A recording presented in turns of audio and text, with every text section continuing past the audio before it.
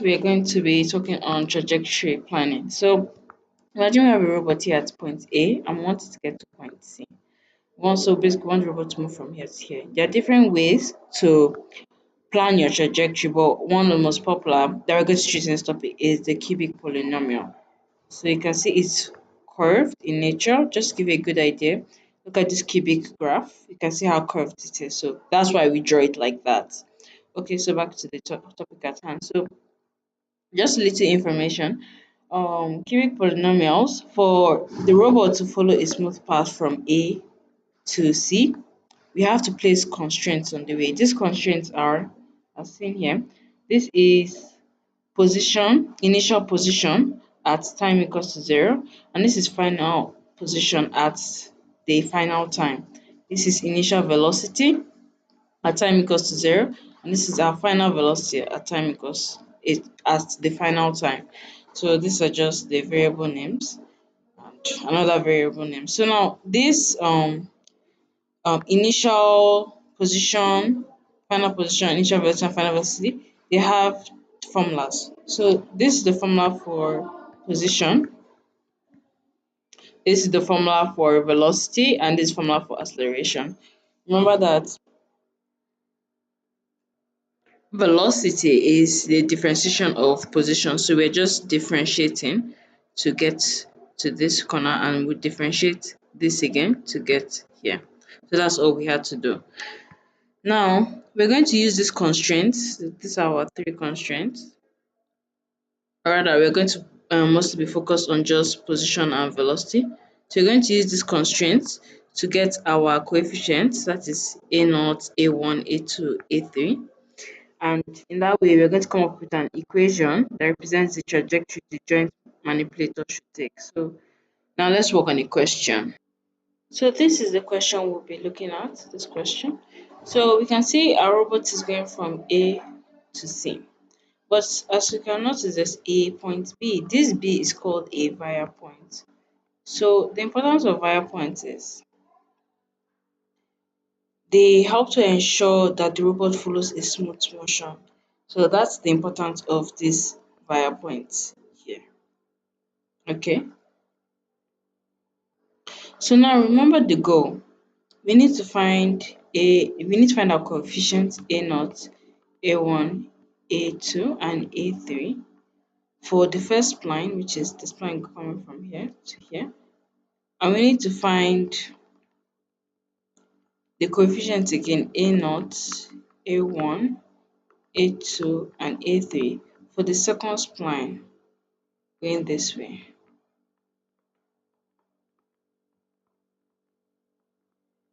So for easier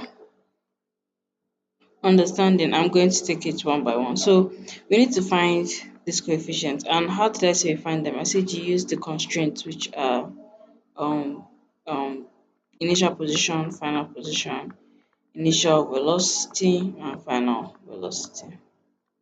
So first, we know the formula for initial velocity, which is A naught plus A1t. This is plus A2t square plus A3t cube. And we know our formula for velocity, which is the differentiation of what we have here. That will be A1 plus 2A2t plus 3A3t square. Okay, so now for the first solving, we're first going to solve first we're going to solve for the first spline. It is a cubic polynomial. You can see it's going like this. So first, and this is the equation for a cubic polynomial. So first we're going to solve for initial position, not initial velocity, initial position at time is equals to 0, because that is what's given in the equation. Initial time is 0. And that means everywhere we see time in this equation, we're going to make it 0. So here is going to be 0 plus A2 0 square plus A3 0 cube. which means this this for the first line, just to indicate, is equals to A naught, and this initial position for the first line is given in our question as 5. So usually in the question they will give you these parameters. So we can safely say that A naught, since it's equals to this, is also equals to 5. So we have found A naught. It's as easy as that. Now next, we need to solve for our initial velocity at time equals 0 for the first line. This is for the first line, A naught for the first line. So the formula is A1 plus 2A2 T, we'll replace T with 0, plus 3A3, replace T with 0. So now we know that A is, yes, so this is the final answer. So now we just need to solve. This is going to cancel out and this is also going to cancel out, leaving us with only A1. And therefore, we are given this in the equation, the initial velocity for spline 1. You can see it here. Yeah. So you can see here it's given in the equation as 0. So this is going to be equals to 0. So we have gotten that this A1 for spline 1 is equals to 0. So we have gotten our first two coefficients. Now to get our third coefficient, we need to calculate position for spline 1, the final position. And at final position, what is T? 2. So we have A naught plus A1 times, we're going to put what is 2 plus A2, going to be T square plus A3 T cube. Okay, so we know what A naught is from here. So that'll be 5 plus 2A1 plus 4A2 plus, sorry, I forgot to replace this with 2. It's 2 is about 3. Plus 8, 8A3. So therefore, it's our equation. Now we are given this in the question. This is in final distance for spline 1. You can see it here in the question. 15. It's given as 15. So let's write 15 here. Also, we also know what A1 for spline 1 is, which is 0. So this is actually going to cancel out since A1 becomes 0. So you can carry 15. You can carry 5 to the side, which will become 15 minus 5. 4A2 plus 8A3, which we now have our equation as, a 15 minus 5 is 10, as this. So this is our equation 1. We'll come back to it. So now we need to find the final velocity for our spline 1 at t equals 2 seconds. So the formula, let me just minimize it so you can see it. Look at it here. To be A1 plus 2A2, replace T with 2, plus 3A3, replace T with 2 again, square. So now, we already know what A1 is. A1 is 0, so we can just write 0 here, plus 4A2 plus, this will be 12A3, equals to, this is final velocity for spline 1. It is given in the equation as 1. So we can safely write 1 here. So we have our final equation as 4A2 plus 12A3. That's our equation 2. Now we can solve these two equations as simultaneous equations to get our A2 and A3. So I'm just going to write 10 equals to 4A2. That is, this is equation 1 I'm writing. 1 equals to 4A2 plus 12A3. Let's subtract, so this can cancel out. So these two can cancel out. So this 10 minus 1, 9. 9 equals to minus 4. Sorry, let me write it under the appropriate place. Minus 4A3. This will be 0.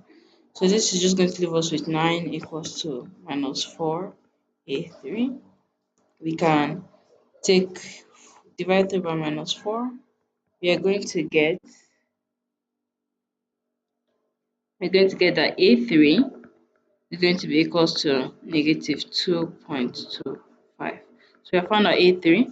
Now we can just plug A3 back into this equation 1 to get our A2. So that will just be, if I want to make A2 subject of formula here to be from equation 1, let me write it out.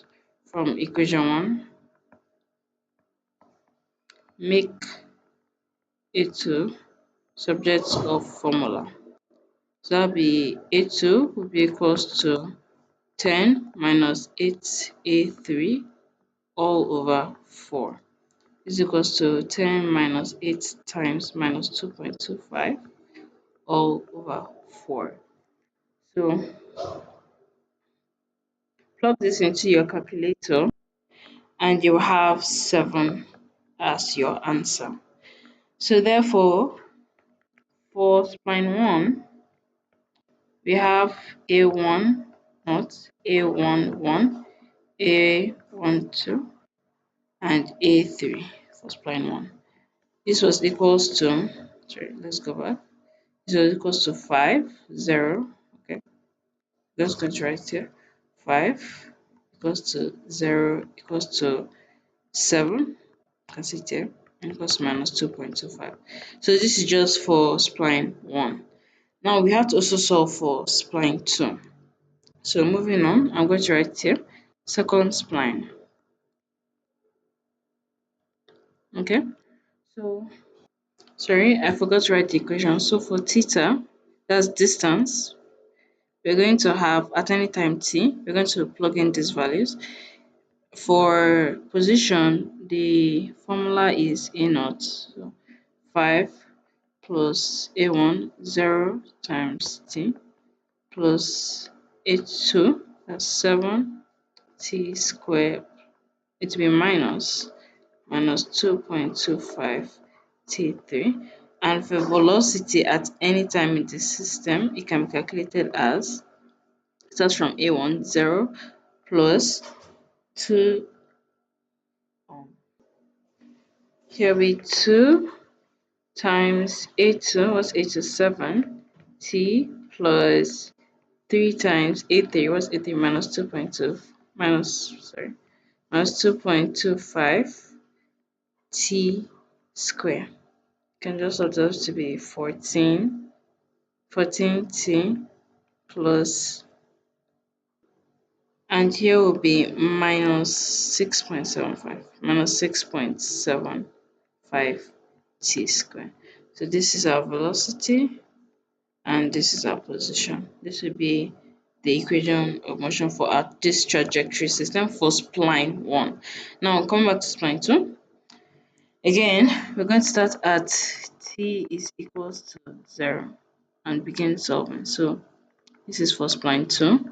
Initial position, which is equals to A naught plus, this is at t equals to 0. I'm writing brackets. So this will be A naught, then A1 times 0. We're replacing the t's with 0. A2 times 0 is power square plus A3, 0 is power 3. All this will cancel out, leaving us with A naught. And this initial distance for spline 2 is given in the equation as 15. So we're going to have A naught is equals to 15. So therefore we've gotten our A naught for spline 2 as 15. Now to get A1. So we're going to find the velocity, initial velocity for spline 2 at time equals to 0. We're going to have t A1, we're going to start from A1 plus 2at plus 3a is to 3t squared. Replace all the t's with zeros. This will be A1 plus t a2 0 plus 3a3 0. These two will cancel out, leaving us with only A1. So we're going to have this. And the initial velocity for spline 2 is given as we can see it here 1. So our A1 for spline 2 is going to be 1. Okay, now you have to start calculating for the final position. That is at t equals to 2. So we're going to have initial position, sorry, final position, not initial again, at time t equals 2. So it will be A naught plus A1 times 2 plus A2 times 2 raised power 2 plus A3 2 raised power 3. Solve this. We already know what A naught is, so we're just going to write out this 15 plus 2A1. We know what A1 is, so no need to rewrite A1. We can just write it as 1. And we know what A2 is. This will be 4A2 plus 8A3. This final distance for spline 2 is given in the equation as minus 10 here. So you're just going to write minus 10. So we're going to have minus 10. We can take 15 and 2 over. Minus 15 minus 2 equals to 4A2 plus 8A3. Put this in your calculator. We're going to have minus 27, which is equals to 4A2 plus 8A3. You can leave this just as your equation 1. We're going to get back to it. Now, for our final velocity for spline 2 at time equals to 2, we're going to have 2, no, not 2. We're going to start with A1 first. A1 plus 2A2t plus 3A3t squared. Replace all our t's with 2, and we already know what A1 is. A1 is equals to 1. So 1 plus 2A2 times 2 plus 3A3 times 2 squared. Here we're going to have, yes, the final velocity for spline 2 is given in the equation as 0. So we're just going to write 0 here. So it's going to be, we can take 1 here. So 0 minus 1 is equals to 4A2 plus, this is 2 raised power 2 is 4 times 3, that will be 12A3. Final equation written out to be minus 1 equals 4A2 plus 12A3. This is our second equation. Again, we can solve these two as simultaneous equations. So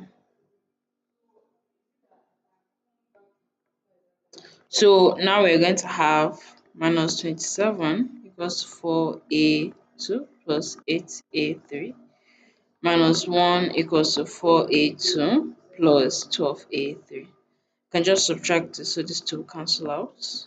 We're going to have 0 here. Minus 27 minus minus 1, that is 1 minus 27, that's minus 26. And here we're going to have 8 minus 12, which is minus 4A3. So the equation is coming out as minus 26 equals to minus 4A3. We can divide 3 by minus 4, and we get A3 to be, punch this in your calculator, you will get 6.5. And notice this for spline 2.